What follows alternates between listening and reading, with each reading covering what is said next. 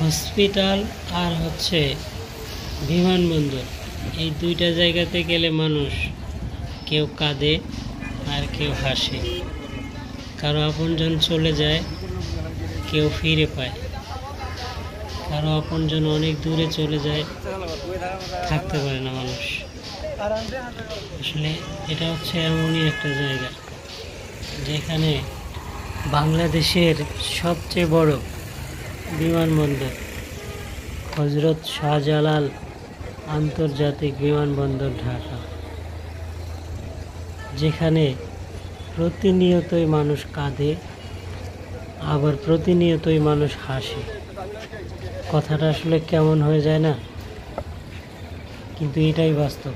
এখানে গেলে যাদের আপনজন বাইরে থেকে আসে বা বিদেশ থেকে আসে তারা খুব হাসি খুশি থাকে, আর যাদের আপনজন বাইরে চলে যায় বা বিদেশে চলে যায় তারা আর সেখানে স্থির থাকতে পারে না, কান্নায় ভেঙে পড়ে। এটাই হচ্ছে সেই জায়গা যেখানে প্রতিনিয়তই কেউ কাঁদে আর কেউ হাসে।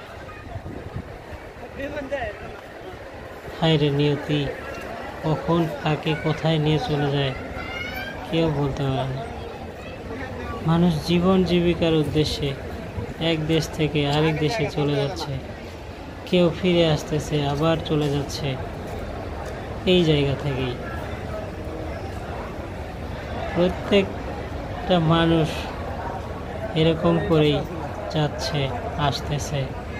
যারা বিদেশের অভিমুখে চলছেন, অনেক বিদেশি ভাই বোন আছেন যারা প্রতিনিয়ত চলে যাচ্ছেন আবার আসতেছেন, প্রিয়জনের টানে, দেশের টানে, মাটির টানে এসে আবার একটু ঘুরে যাচ্ছেন,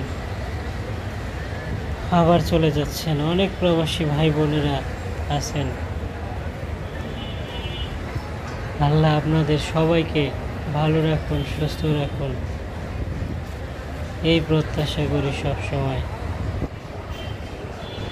জীবন জীবিকার টানে কোথায় চলে যাচ্ছি আমরা, কোথায় আবার কখনো ফিরে আসতেছি।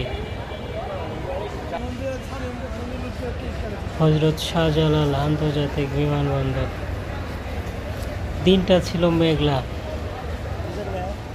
আকাশে মেঘে ঢাকা। আকাশ যেমন ছেয়ে গেছে কালো ঘন ঘটায়, মনটাও ছিল সেদিন তেমন। একদম আকাশ আর মনের সাথে কোনো প্রকার কোনো তফাৎ ছিল না। মনে হচ্ছিল যেন হৃদয় দিয়ে রক্তক্ষরণ হচ্ছে, তবুও কিছু করার ছিল না। রবীন্দ্রনাথের একটা কবিতা ছিল, যেতে নাহি দিব হায় তবু যেতে দিতে হয়, তবু চলে যায়। আসলে এরকমটাই হচ্ছিল মনের মধ্যে। আল্লাহ সকল প্রবাসী ভাই বোনদের তুমি দেখে রেখো, সবাইকে সহি সালামতে মায়ের কোলে ফেরার তৌফিক দান করিও মাবুদ। পরিশেষে সকল প্রবাসী ভাই বোনদের জন্য অফুরন্ত ভালোবাসা রইল। সবাই ভালো।